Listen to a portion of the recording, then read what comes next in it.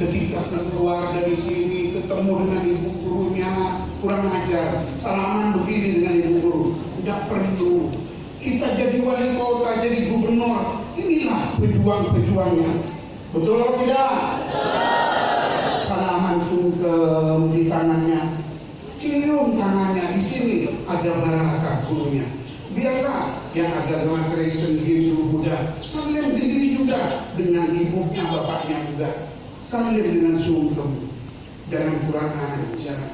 Betul apa tidak? Iya, suruh ceramah. Dari Kepala SMK Negeri 3 untuk menenangkan jiwa-jiwa ya anak-anak SMK 3 yang akan mengikuti ujian nasional bahasa komputer hari ini dengan istiqosah.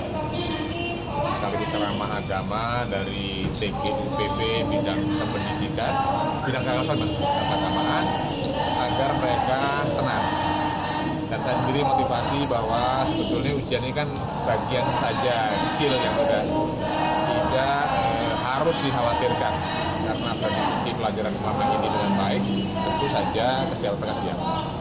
Jadi lebih ke situ, lebih ke membuat mereka tenang, membuat mereka siap dalam artian mental, karena secara material mereka sudah siap.